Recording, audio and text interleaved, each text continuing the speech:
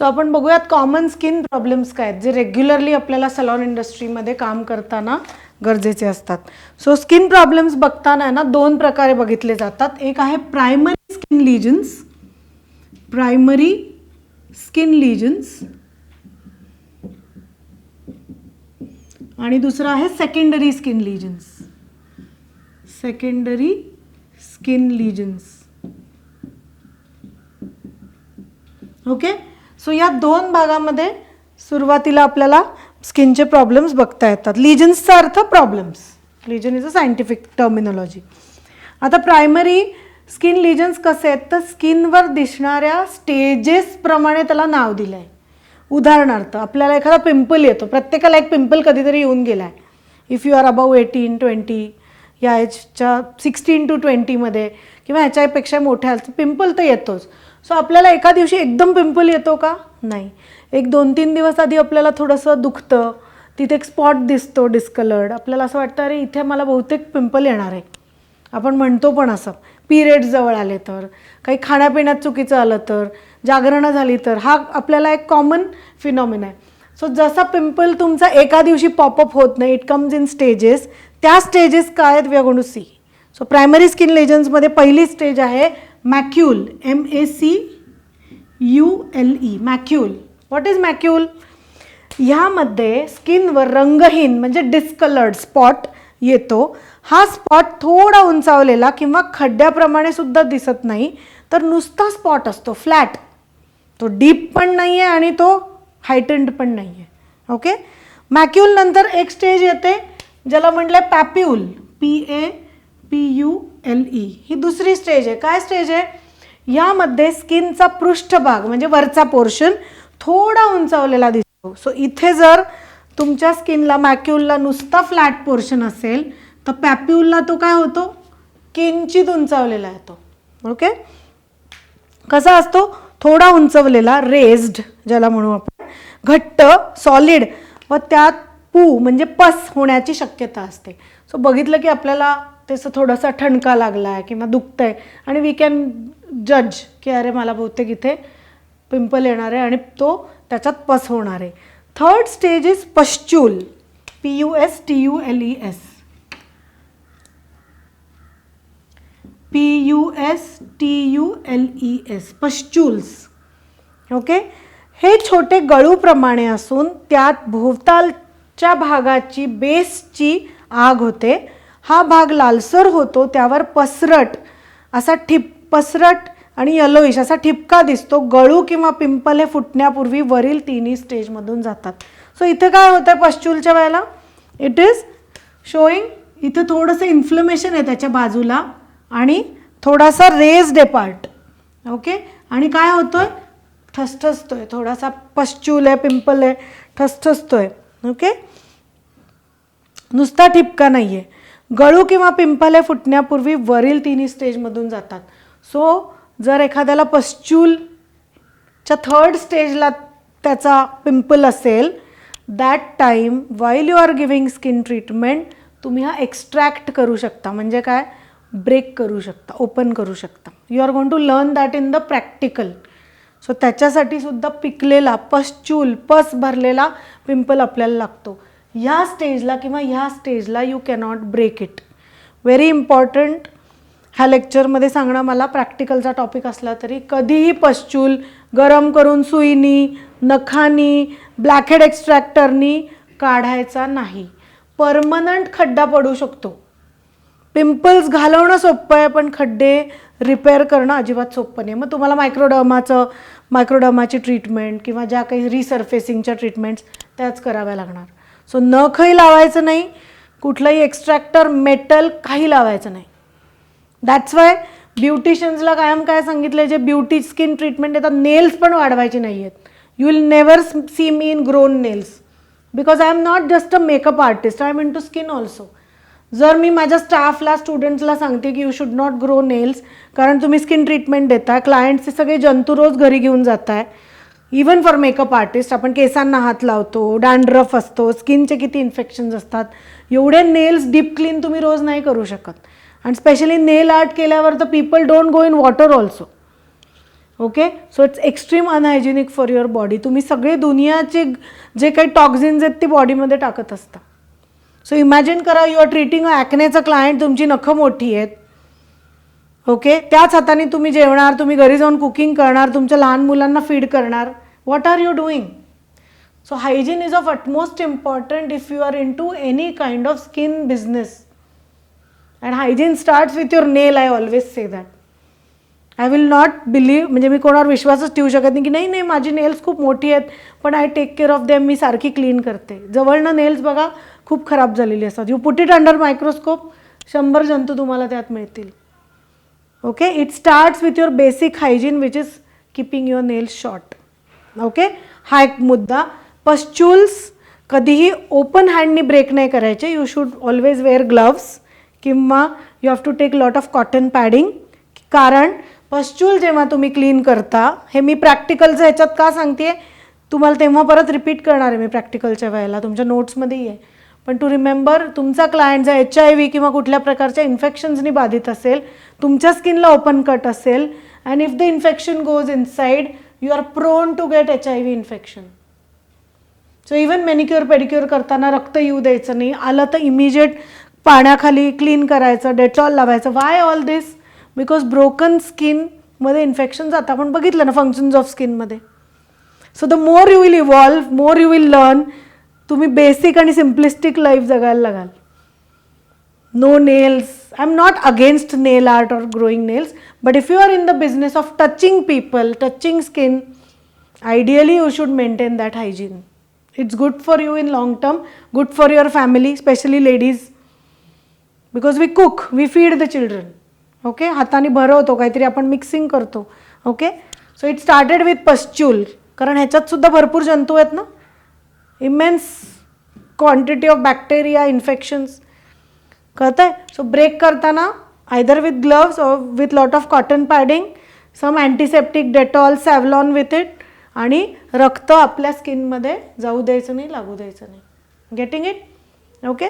आणि मेटलनी ब्रेक करायचं नाही. So it is extremely important हा पॉईंट पस्च्यूलचा.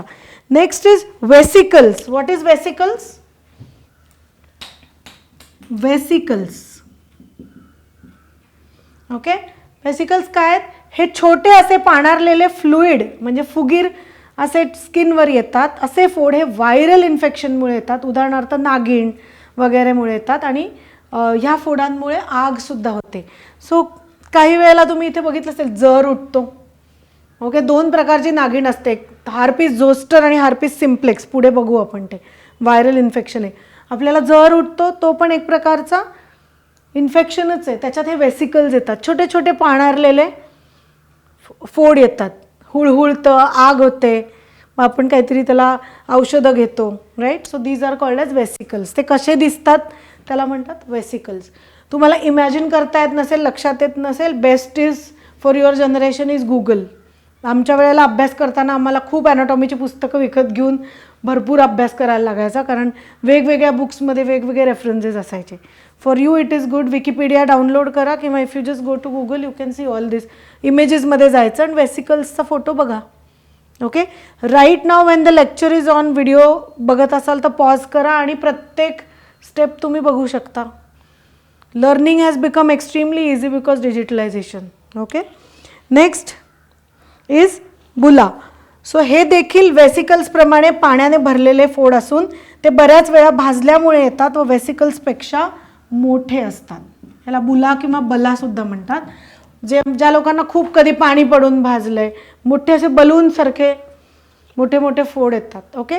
हे सगळे का शिकायचे terminologies? These are called as the scientific किंवा मेडिकल टर्मिनॉलॉजीज.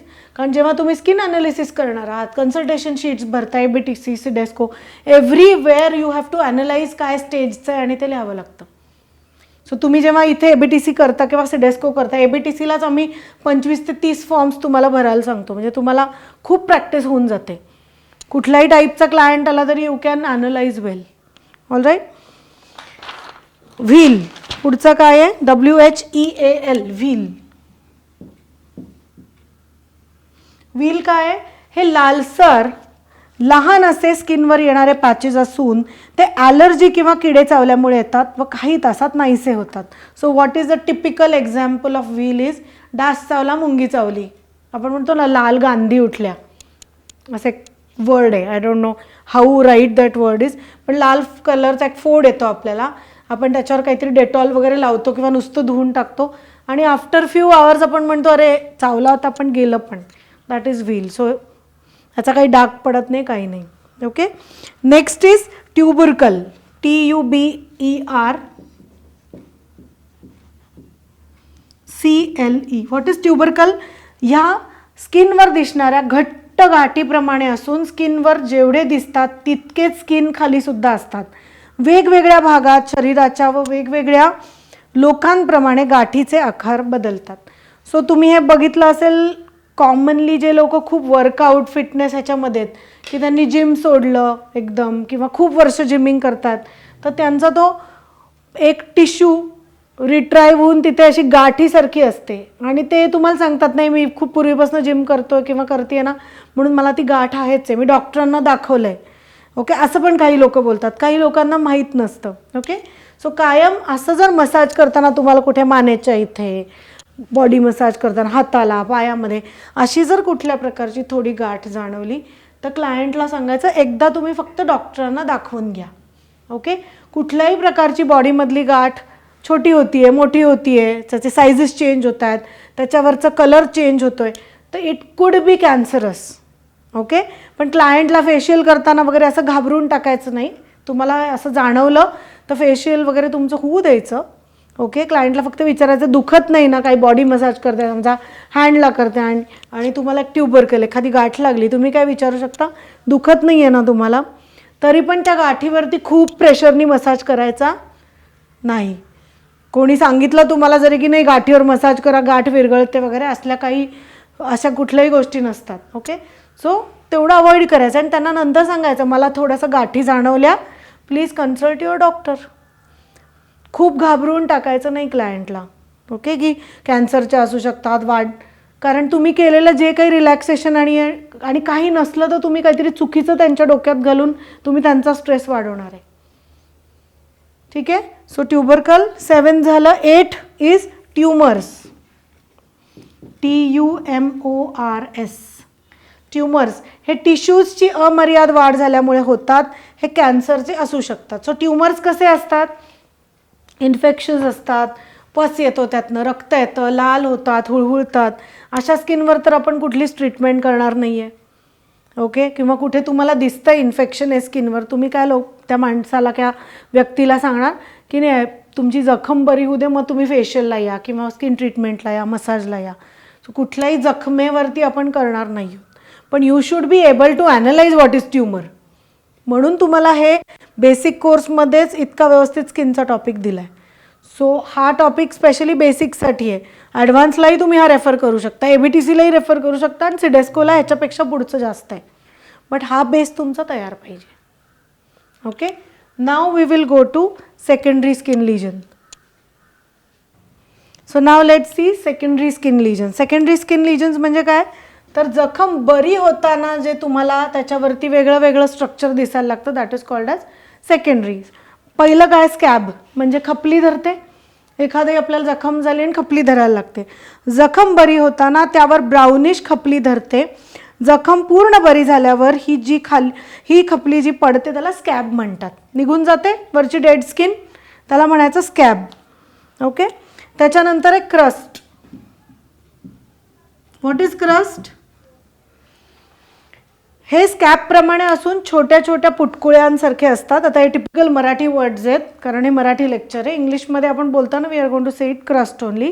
त्यात पस सिरम म्हणजे व्हाईटिश ब्राऊन असा एक, जर तो कट झाला हा चुकून तर एक व्हाईटिश ब्राऊन असं सिरम स्किनच्या बाहेर येतं.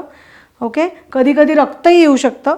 अशी स्थिती बऱ्याच वेळा खोल जखमा एक्झिमा बाबतीत सुद्धा दिसून येते. So what is basically crust is pimple तुमचा ग्रो झाल्यासारखा दिसतो, तो धड मोठाही होत नाही आणि छोटाही होत नाही, आहे तसा राहतो.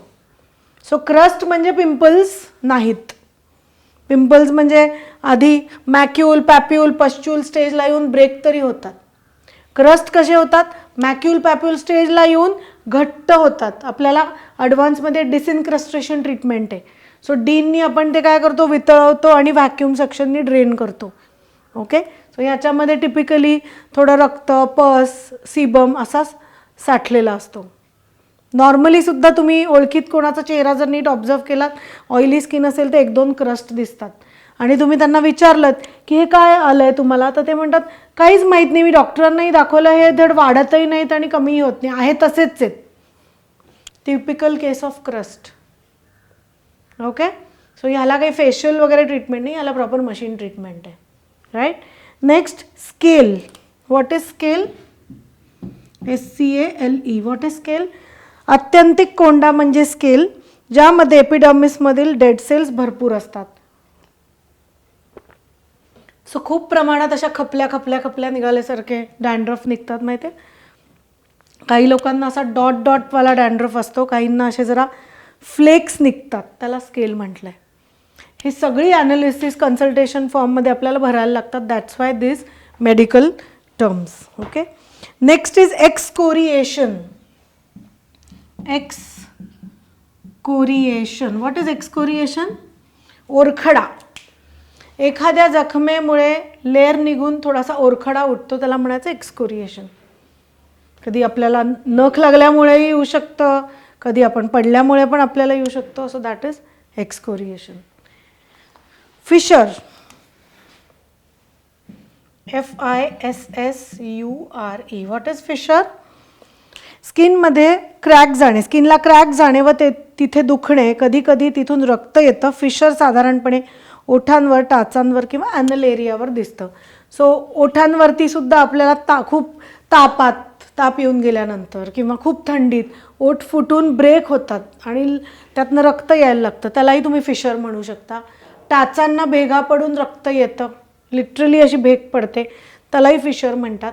पाईल्सच्या त्रासामध्ये सुद्धा काहींना जर टॉयलेटला म्हणजे कॉन्स्टिपेशनचा त्रास आहे, मोशन साफ नाही आहे, खूप बसून काम आहे त्यांचं, किंवा देर आर मेनी रिझन्स, त्यांना फिशर्स होतात, त्यातनं रक्त येतं. सो फिशर इज टिपिकली कुठली भेग ज्यातनं रक्त येतं. ओके. त्याच्यानंतर ulcer. So ulcer again is in secondary region also. Ulcers तोंड येणे किंवा एखाद्या ठिकाणची स्किन एखाद्या आजारांमुळे किंवा जखमेमुळे निघून जाऊन तेथील टिश्यूज उघडे पडतात. त्यात काही वेळा पस होतो व आकाराने मोठे खोल असतात. अल्सरचं टिपिकल एक्झाम्पल म्हणजे मुके छाले ॲड बघतो ना आपण, तोंड येणं म्हणतो, आतमध्ये एक रेड फॉर्मेशन होतं उष्णता वाढल्याने, किंवा काही खूप तुम्ही तिखट खाल्ल्याने सुद्धा काही लोकांना अल्सर्स येतात, mouth ulcers. Okay. So skin कशी होते, रेड होते. हे तोंडाच्या आतनं झालं, we are not going to treat that. पण स्किनच्या वरतीसुद्धा अल्सर्स असे येऊ शकतात आणि ते टॉपिकल ऑइंटमेंट वगैरे लावून डॉक्टर्सच ट्रीट करतात. There is no skin treatment for this, but you should at least know की काय काय गोष्टी घडतात आणि how it has to be treated. Typically ओठांना, त्या फिशर्समध्ये परत जाते, ओठांना जर खूप क्रॅक गेलेत क्लायंटच्या, रक्त येतं आहे, तर क्लायंटच्या बॉडीमध्ये नक्की पाणी कमी पडतं आहे. सो पाणी जर व्यवस्थित प्यायलं त्यांनी तर ओठ फुटणार नाहीत, ब्रेक होणार नाहीत. आणि क्लायंटला रात्री झोपताना काहीतरी व्यवस्थित लिप बाम किंवा बेस्ट इज साजूक तूप लावून झोपायला सांगायचं, म्हणजे मग त्यांचे लिपसुद्धा चांगले हे होतात. किंवा पायासाठी, तुम्हाला तळपायासाठी क्लायंट विचारतं काय करू, तर रेग्युलर पेडिक्युअर सांगायचं. किंवा आत्ता ॲडव्हान्स पेडिक्युअरमध्ये क्रॅक्स क्लीन करण्यासाठी खूप सारे प्रोडक्ट्स आहेत. ॲडव्हान्समध्ये तुम्ही पॅराफिन वॅक्सची ट्रीटमेंट शिकता पेडिक्युअरला, paraffin wax pedicure specially for winters, तर ते सगळं फिशर्ससाठी चांगलं आहे. सो अल्सर्स, फिशर्स कळलं. अल्सर काय आहे? टिश्यूज निघून जाऊन जखम उघडी पडते. अगेन तुम्हाला डोळ्यासमोर चित्र येत नसेल तर google for it. Right, pause the lecture and google for it. Scar. 7th one is scar. एखाद्या जखमेनंतर त्या ठिकाणी ब्लॅकिश किंवा व्हाईट असे फ्लॅट अशा खुणा जेव्हा पडतात, डाग राहतात, काही वर्षांनी हे डाग आपोआप फिक्के होतात, त्याला म्हटले स्कार. ओके. आपले जखमा, एक उदाहरण म्हणजे आपल्या कांजिण्यांचे वगैरे जात नाहीत, स्कार्सच असतात ते, माहिती आहे. पूर्वी एक देवीचं इंजेक्शन असायचं, आम्हाला आहे ते, काही नंतरच्या पिढीला ते नाही आहे इंजेक्शन, त्याचासुद्धा स्कार आहे बॉडीवरती. ओके. काही स्कार्स जातात, काही तसेच राहतात. सो तुमचे मी आत्ता म्हणलं गोवर नाही, कांजिण्यांचे डाग तर पडूनच राहतात, दे डोंट गो, तो असं खड्डा पडल्यासारखं असतं. आणि काही स्कार्स ॲक्नेचे वगैरे जसे जसे तुमची स्किन रिज्युव्हेनेट होते, ट्रीटमेंट्स तुम्ही करता, डाग कमी कमी होत जातात. लास्ट इज स्टेन, STAIN. व्हॉट इज स्टेन? गोवर किंवा कांजिण्या येऊन त्या बऱ्या झाल्यानंतर पडणारे डाग. सो फ्लॅट डाग असेल तर स्टेन आहे, खड्डा असेल तर it is kind of a scar. Okay, ते डाग हळूहळू निघून जातात, तर काही डाग हेरिडेटरी पण असतात आणि उन्हात गेल्याने असे डाग येऊ शकतात. सो काही जणांची तुम्ही बघितले असेल खूप फेअर स्किन असते फॉरेनर्सची वगैरे, आणि त्यांना ब्राऊन स्पॉटिंग खूप असतं, ज्याला फ्रेकल्स म्हणतात. फ्रेकल्स, पिगमेंटेशन, या सगळ्या, but it's kind of a staining, डाग पडल्यासारखेच आहेत. Okay, so there are different words, freckles, hormonal चेंजेसमुळे आलेले बटरफ्लाय मार्क्स, काही whatever you can say. Okay, but it's kind of a stain. So आपण 8 primary lesions पाहिलेत आणि secondary lesions पाहिलेत. ओके, खूप इंटरकनेक्टेड नाही आहेत, पण स्कॅब, क्रस्ट हे थोडेसे तुमच्या ह्या मॅक्युल, पॅप्युल, पस्च्युलला बेस्ड आहेत, आणि बाकी you have to just know as a skin person.